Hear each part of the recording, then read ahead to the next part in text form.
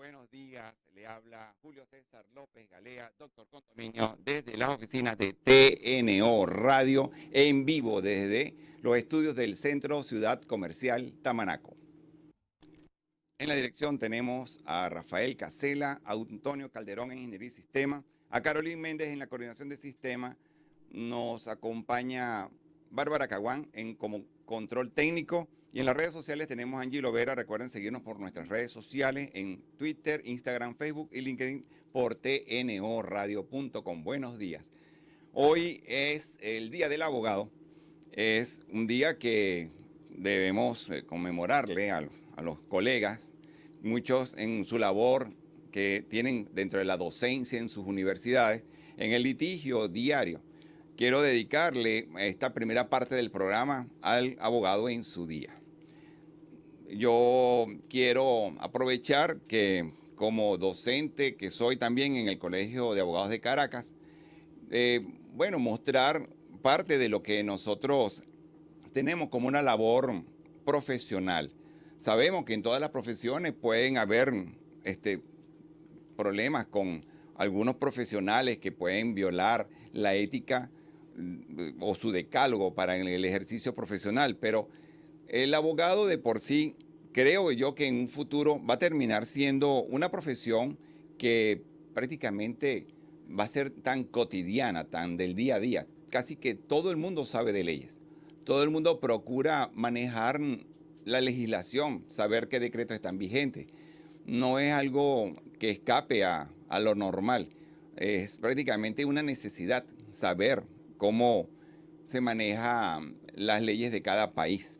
Yo quiero invitarlos de que no solo la actividad que vengo desarrollando como profesional en el derecho, a estos programas que son todos los días martes a partir de las 9 de la mañana, sino que también los días sábados tenemos una actividad en vivo que procuramos hacer a través de toda Latinoamérica, donde en representación de Venezuela estoy llevando adelante ciertos temas y ciertos tópicos que son importantes para la región. Ahorita nos unió en toda Latinoamérica el tema de la pandemia. Nos unió porque nos dimos cuenta que nuestras legislaciones son muy similares. Los abogados de diferentes países latinoamericanos hemos coincidido que prácticamente hay artículos que lo único que cambia es el número, pero el contenido es prácticamente el mismo, las bases son muy similares. Por ejemplo, en propiedad horizontal, que es la materia a la cual yo me he dedicado, que es condominio, es una materia que es con una misma raíz. Trae muchas bases. Su origen es de la legislación española, italiana, y nos hemos dado cuenta que la convivencia sigue siendo la principal razón para que subsistan este tipo de organización, de comunidades, de personas agrupadas en torno a un lugar, a un sector, para poder generar en ello un ambiente de armonía, de no controversia, donde haya una legislación uniforme para todos, satisfacer sus necesidades básicas y, por supuesto, el resto de las necesidades, como inclusive la recreación. Y nosotros vamos a tener como invitado para nuestro siguiente espacio, después de la publicidad, a Martín Fernández. Él es un urbanista, muchos lo conocen porque él es uno de nuestros directivos en la Cámara Inmobiliaria Metropolitana, aquí en Caracas.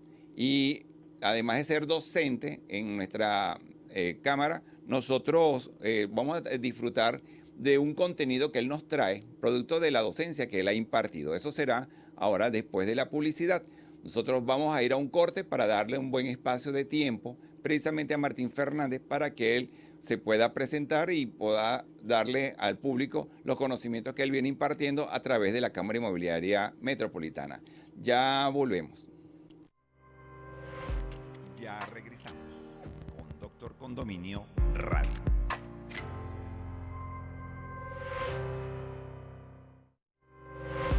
Estamos de regreso con Doctor Condominio Radio.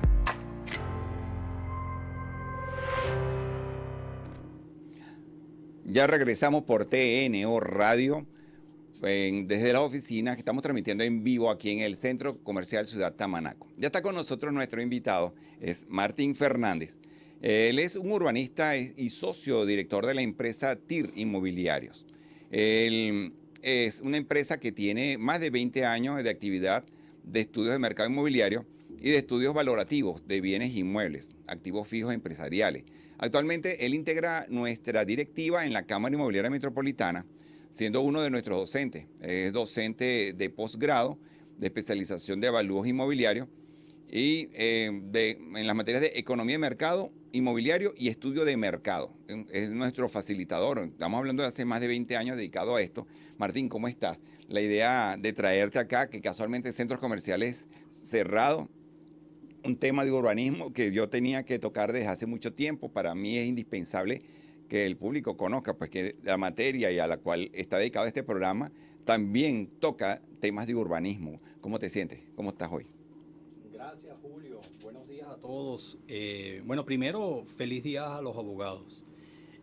Pues bien, tengo más de 20 años de experiencia en lo que son las materias de avalúos y estudios de mercados inmobiliarios y también, por supuesto, pues soy urbanista pues, de la Universidad Simón Bolívar.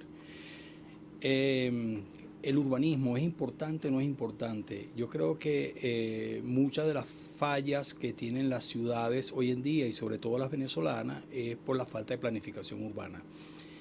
Fíjense, por ejemplo, la ciudad de Caracas o el área metropolitana de Caracas que incluye pues, a todo lo que es el municipio Libertador, municipio Sucre, Baruta, Chacao, Latillo, no tiene un plan de ordenamiento urbano. Esto es algo que adolece nuestra ciudad Caracas y por esto es que se presenta muchos conflictos desde el punto de vista de actividades. Por eso es que tenemos, por ejemplo, bueno, muchos problemas de movilidad. Okay, en las autopistas tenemos el metro de Caracas colapsado, tenemos el transporte público colapsado, tenemos los servicios, bueno. Claro, Martín, disculpa que te interrumpa, pero se nota que en una ciudad realmente había que planificarla al comienzo y no sobre la marcha. Por eso es que tenemos esos problemas viales o de servicios que colapsan precisamente por esto que estás explicando tú. Claro, claro, pero no necesariamente porque cuando, por ejemplo, tenemos Ciudad Guayana y Ciudad Guayana fue construida, fue diseñada en un inicio con un plan. ¿Okay? Lo que pasa es que los planes deben modificarse porque la cultura urbana y lo que es la sociedad, cómo se mueve, va cambiando con el tiempo. Pues. Bueno, ya sabemos, por ejemplo, que existen distinciones generacionales, ¿no? Tenemos la generación Baby Bloomer, tenemos la generación Millennial, la Z, etcétera, y cada uno tiene comportamientos culturales distintos. Y así como vemos en la misma sociedad y en las generaciones, pues también las ciudades deben tener planes urbanos que tienen su tiempo de vigencia y que se van ampliando, van profundizando, van mejorando con el tiempo. Pero lo que quiero decir con esto es que Caracas no lo tiene, por ejemplo, ¿no? Y muchas ciudades de Venezuela no lo tienen. Bueno, tanto es así, por ejemplo, las ordenanzas de zonificación ya cumplieron su vida útil. O sea, tenemos ordenanzas de zonificación según la ley que tiene un tiempo de vigencia, algo así como de 20 años, y bueno, tiene más de 20 años. Si ustedes ven la ordenanza del Libertador, pues está más que vencida. Pues. Por lo que dices, hay posibilidad de que podamos rescatar, recuperar, reordenar esta ciudad como la tenemos actualmente. Me refiero a Caracas. Sí, es complejo, es difícil. Las ciudades en Europa y en Estados Unidos, pues poco a poco van evolucionando. Pero es indispensable tener un plan urbano. Estos planes urbanos, como dije anteriormente, deben cambiar periódicamente, pero estas dificultades que tenemos hoy en día de desarrollos urbanos formales, legales, pero cuando uno viene a ver dice, wow, ¿por qué esa construcción está montada allí arriba en esa montaña, no? ¿Y cómo lo lograron? Sí, cómo lo lograron, cómo es, o sea, no hay un ordenamiento. Esto se presta, por supuesto, a al libre albedrío de los desarrolladores o de los entes públicos, ¿no? Porque fíjense que todas las alcaldías tienen lo que es ingeniería municipal y tienen también lo que es la Oficina Municipal de Planeamiento Urbano, que es los que se encargan de pensar la ciudad, cómo está funcionando, cuáles son los problemas que tiene y qué soluciones le damos desde el punto de vista de planificación urbana. ¿Okay? Y fíjense que por eso es que en el caso que lo vamos a tocar con mayor profundidad el día sábado, ¿okay? Tenemos por ejemplo los centros comerciales, ¿no? Entonces, cuando yo he hecho estudios de centros comerciales y cuando uno mapea los centros comerciales en toda el área metropolitana de Caracas bajo la premisa de que entre el 70 y el 90% de los visitantes a los centros comerciales provienen de un radio de acción de 3 kilómetros, ¿okay? Y cuando mapeamos esos centros comerciales tipo comunal y metropolitano, vemos que existen como 6 centros comerciales que están de más, por ejemplo. Mira, vamos a ir a un corte comercial. Al regreso, nosotros vamos a hablar de unas láminas que tú nos traes, porque creo que vamos a ampliar lo que estás comentando sobre los centros comerciales. Perfecto. Ya volvemos por tnoradio.com. Perfecto. Ya regresamos con Doctor Condominio Radio.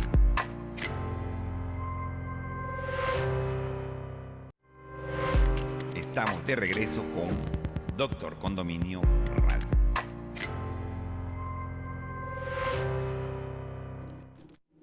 Estamos de regreso con tnoradio.com en el programa Doctor Condominio. Se encuentra como nuestro invitado Martín Fernández, uno de nuestros directivos de la Cámara Inmobiliaria Metropolitana, haciendo todo un esbozo, un esquema con respecto al tema de urbanismo, que es su especialidad. Y en especial el tema que ahorita está tocando, que es el tema de los centros comerciales y su incidencia en la vida de la ciudad. Martín, continúa. Hay unas láminas que quiero que el público vea mientras tú le das un poco de explicación. Muy bien. Bueno, cuando pensamos en los centros comerciales, es importante que esto, ¿cómo traducimos esto? Los centros comerciales tienen que ver con fondos de comercio. Es decir, si los fondos de comercio es una actividad económica que le va bien, pueden pagar mejores precios de los locales comerciales o pueden pagar mejores canos de arrendamiento, ¿okay? Para los locales comerciales. Entonces, por supuesto, ¿y de qué dependen los fondos de comercio que le vaya bien? Depende de las ventas. ¿Y las ventas de qué provienen? Del consumo de la población. Y ahí es donde está el gran problema que estamos presentando hoy en día. Si ustedes ven esta lámina, vemos desde que el año 1997, ¿okay? En adelante, pues lo que es las transacciones de operaciones de compraventa de locales comerciales viene descendiendo y se ha acentuado luego a partir del año 2013. Pero claro, quizás no, esta lámina es un poco engañosa porque esto es las transacciones de compraventa, pero fíjese, desde ese año es cuando se viene incorporando al mercado lo que es el Sambil, se viene incorporando el Centro Comercial San Ignacio, el Centro Comercial Tolón, el Centro Comercial Paseo Latillo, Plaza Paraíso, el Centro Comercial Líder, etcétera. Y la mayoría de estos centros comerciales tienen sus espacios en arrendamiento, ¿okay? Pero sí, ellos lo que han aprovechado en ese momento lo que es el consumo, el alto consumo de la población y les ha sido rentable el manejo de los centros comerciales. Fíjense que antes del año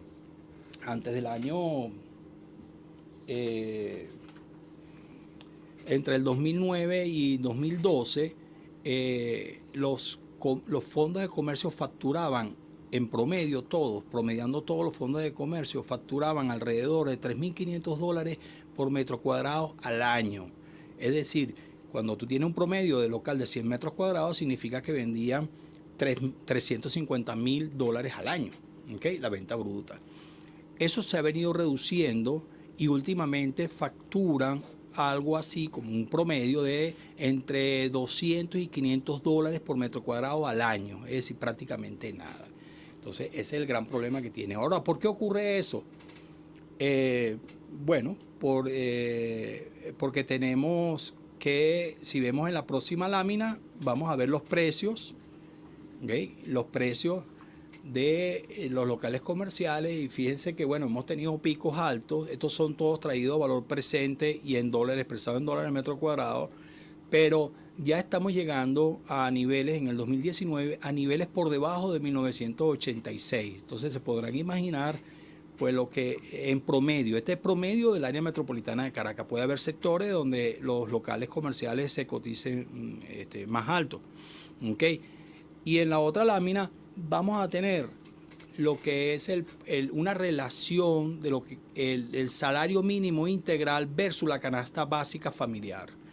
Antes del 2013, la familia necesitaba 3 salarios mínimos, es decir, que trabajara la pareja y un hijo, ¿okay? Y ya alcanzaban lo que es la canasta básica familiar.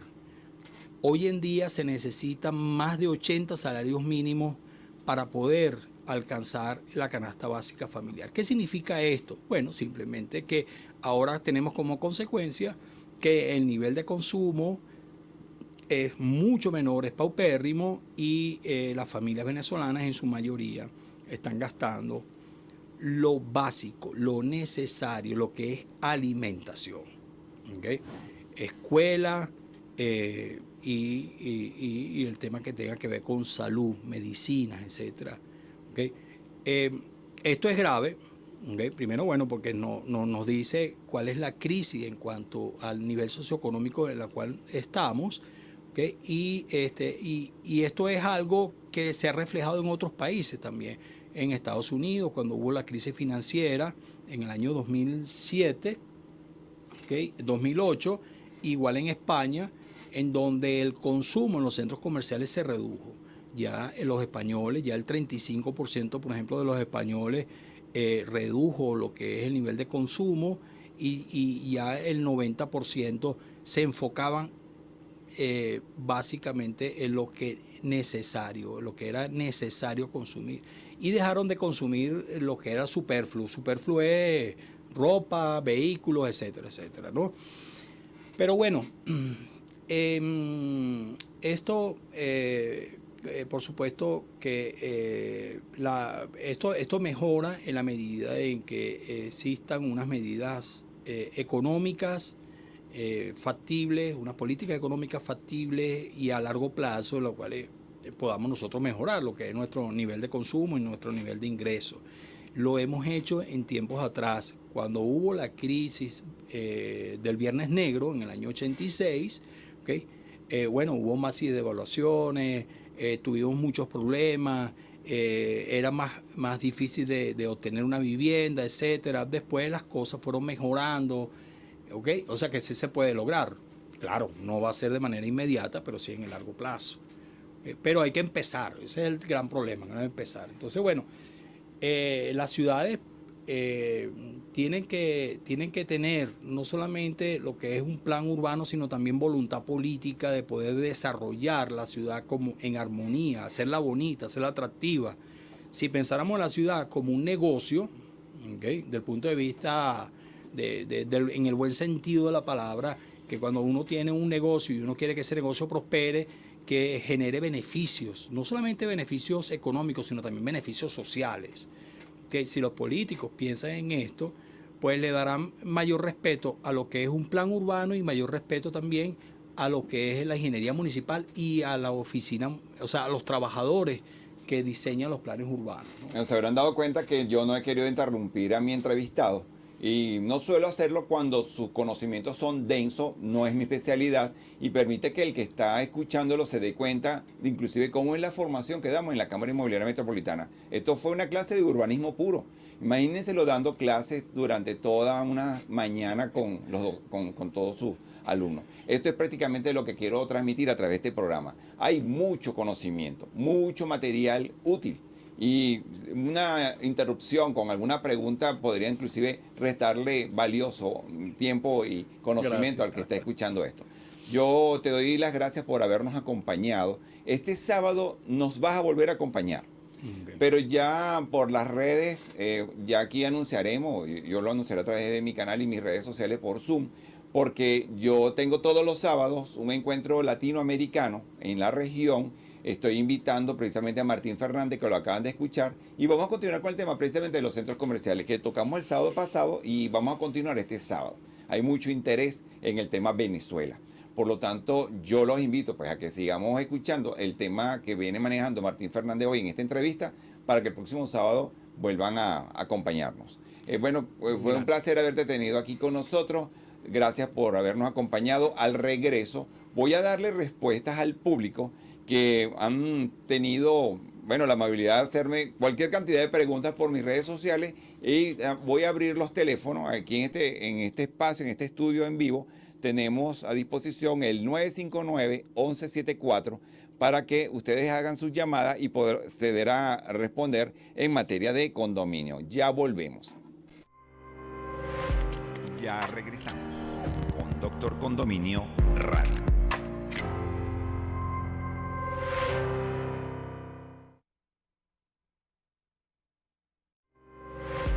Estamos de regreso con Doctor Condominio Radio.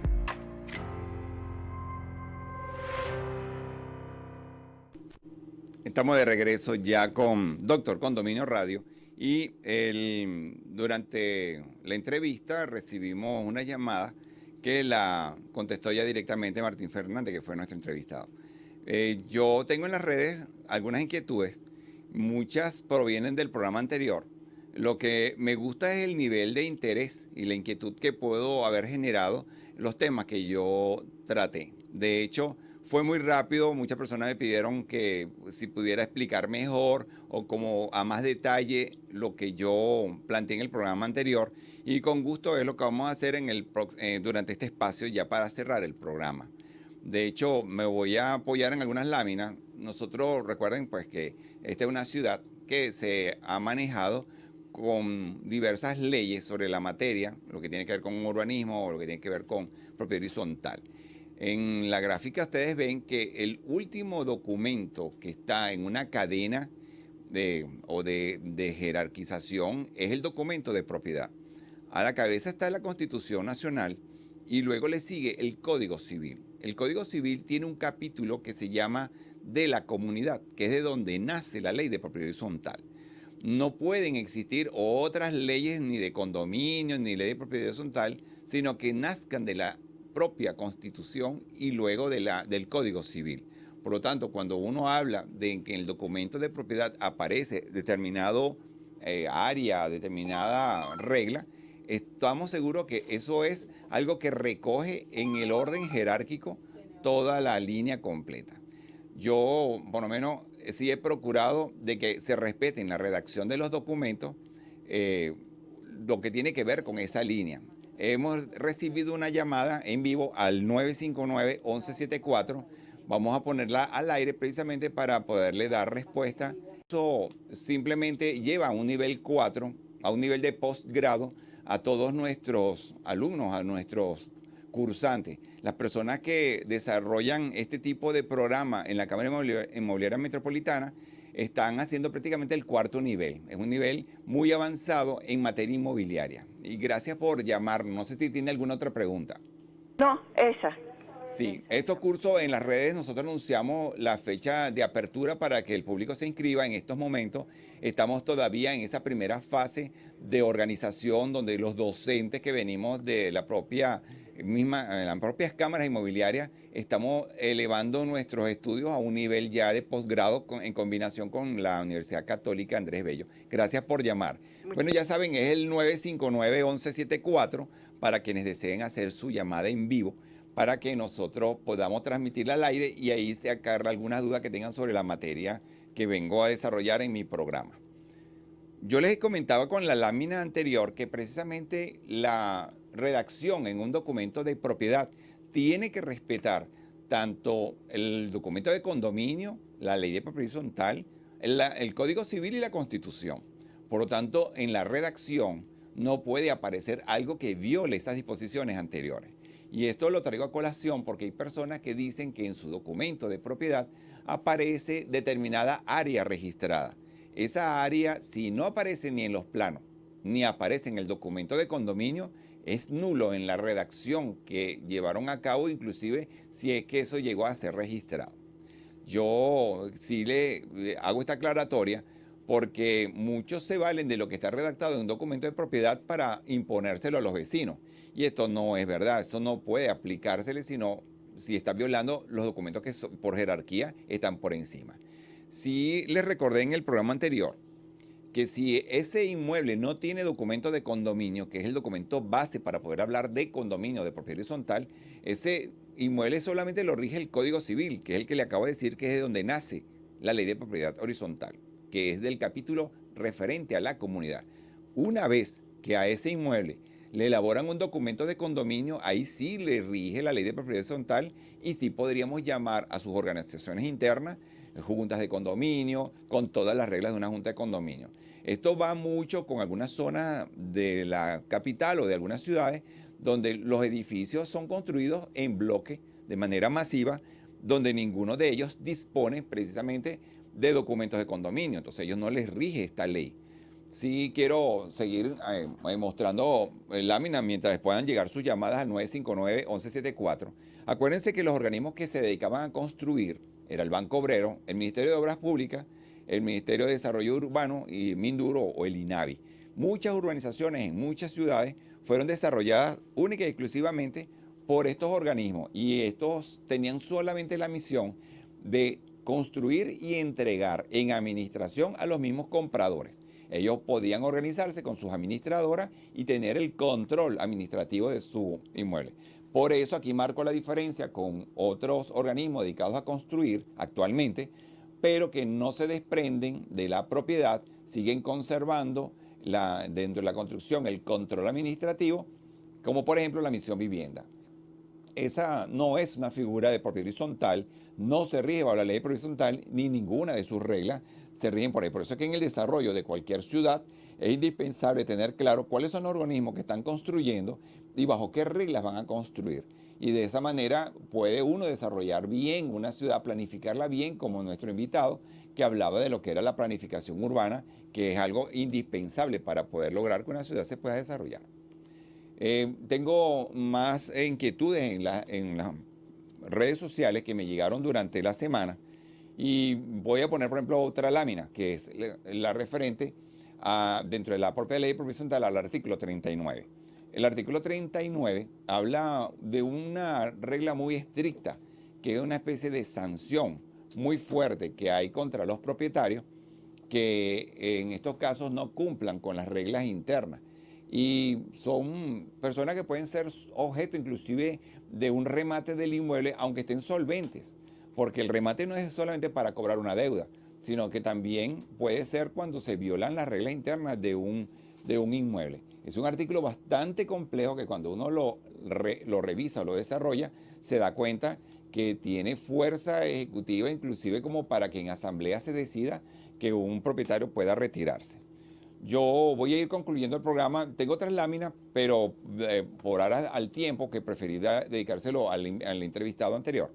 Tengo una lámina, creo que es con respecto a la del artículo 25. No sé si aparece ahí.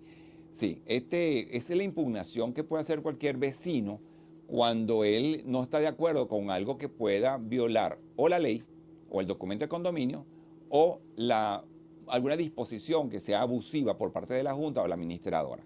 Se dan cuenta que, por ejemplo, tenemos que la ley de propiedad horizontal tiene muchas reglas que son muy estrictas y que generan inclusive mucha fuerza. Lo que pasa es que en los condominios no todo el mundo se lee la ley de propiedad horizontal ni el documento de condominio y empiezan a veces hasta a inventar reglas para imponerlas o llevarlas a cabo, haciendo uso, bueno, a veces del abuso. Bueno, yo con esto concluyo el programa de hoy. Realmente para mí fue un placer haber estado con ustedes una vez más.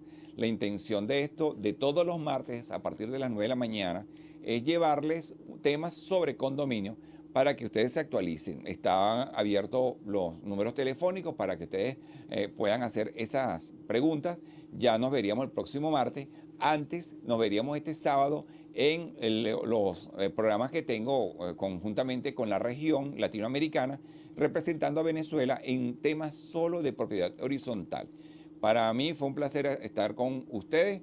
En la dirección general tenemos a Rafael Casela, en Ingeniería y Sistema Antonio Calderón, en la coordinación del sistema tenemos a Carolín Méndez, hoy nos acompaña Bárbara Caguán como nuestro control técnico y en las redes sociales tenemos a Angie Lovera, para que nos sigan por las redes sociales en Twitter, Instagram, Facebook y LinkedIn a través de tnoradio.com. Les habló Julio César López Galea, Doctor Condominio Radio.